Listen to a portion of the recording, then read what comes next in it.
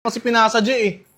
Pre, excuse me, pre. Ay, Pre, sino pa pwede rito makukusa para mag-rant lang ako? Mag-rant lang ako ng problema kung Pre. sino pwede. Okay lang ba? Pagod kami pre. Ano? Pagod kami pre. Hindi, maglalabas lang ako ng problema kasi mahirap paglabas sa kakilala mo eh. Na baka husgahan ka nila eh. Mahigin na sa ibang tao na lang. Okay lang ba? Okay lang. Sige, sige pre. Lalaki ka rin naman eh. Naiintindihan kita. Ba't may problema ka pa pre? Alam pre, di ba karamihan kasi sa lalaki pre? Di ba nakikita mo naman? Hindi nila nailalabas yung mga saaloobin nila. Kasi pag nag-open sila sa iba, tatawaran lang sila. Oh pre. Sa bagay, lalo na sa mga kakilala mo pa pre. Nung kala nila, di ba, kunyari, tayo pangiti-ngiti lang tayo, pero hindi nila alam, wasak tayo. Pre, papasok ako pre, mag-open lang ako sa problema. Sige pre. Okay lang ba? Mahirap yan pre. Baka pumutok sa loob mo yan eh. Kaya nga, gusto ko lang din ako malabas. eh. Oo, sige pre. Pre. Kumusta? Kumusta? Sara mo na lang yung ano, baka may makarinig eh. Baka marinig ng mga ibang ano dyan. Sige pre. Wala Ganun ko kasi pre. Taga saan ka ba pre? Dito lang ako sa may phase 2, mag-rant lang ako. Sino pa pwede paglabasan dyan ng problema? Sige pre. Open mo na pre. Pwede ba sa'yo? Tara, labasan tayo problema. Pre, ibang problema yan pre. Sige, open mo na sa Hindi amin pre, ganito kasi pre. Pagmasdan mo lang ha, ito kasi yung sa akin eh. Ano ba yun pre? Sa dami kong nagawang kabutihan sa kanya, tanga na yung mali ko yung napupunan niya. Bakit Aray ganun? ko.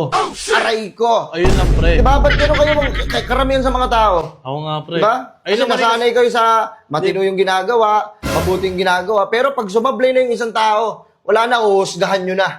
Mga demonyo kayo. Uy, hindi pre ha. Siguro yung ibang tao pre, hindi naman lahat. Pre, kasi pre, ganito yan pre.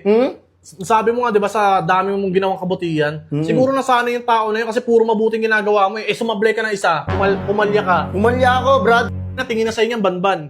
Automatic yan. Banban na talaga ang tingin nila sa akin. Ganun na yung ano nila, expectation nila sa akin. Okay. Kasi paano mo yung taas ng expectation nila, tapos pag hindi mo na-meet yun, wala ka na. Wala na pre, totoo yan. Sablay ka na sa kanila. Pre. Oh, pre. Ano yung masakit na yun? Ano yung masakit, di ba? Hindi, ikaw sa kalagayan ko. Oh, pre, naintindihan Di kita, ba? pre.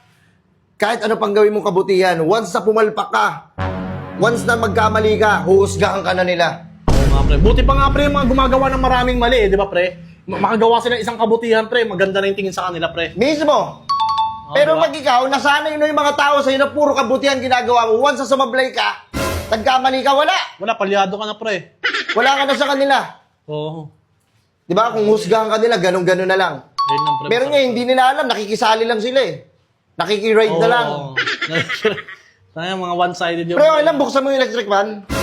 Eh kayo, siguro naman kayo, nagkakamali kayo. Ay, oo pre, oo naman. Walang taong perfect. Oo naman. Di ba? Saka ka manghusga kung perfecto ka, tama?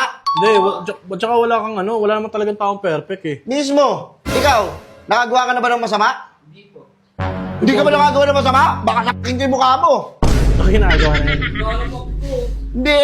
Huwag ka magsinungaling. Hindi ka perfect. Nakagawa ka ng mali. Kahit sino ka pa, kahit ano ka pa, nakagawa ka ng kasalanan, hindi mo maiiwasan yan eh. Oo nga pre. Hindi mo maiiwasan na magkamali.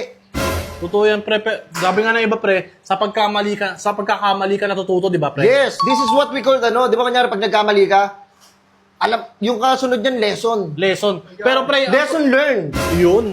Pre, kaya lang pre, may sasabihin ako, may mali rin dun pre. May iba kasi nabubuhay sa kasabihan na yun. Kaya ginagawa nila yung puro pagkakamali nila para daw matuto sila na matuto. Pero mali pre, which is mali, di ba? Yes, which is mali. Na gagawin mong, ano, palagi ng mali. Nasa tao na yun. Oo, Nasa nasa problema tao na ng tao yun. Pero yung ano ka, yung grabing, kasi, yung ibang tao kasi, gusto perfect ka eh. Walang ganon. Wala talaga. Walang 100% perfect kahit sino nagkakamali sa mundo.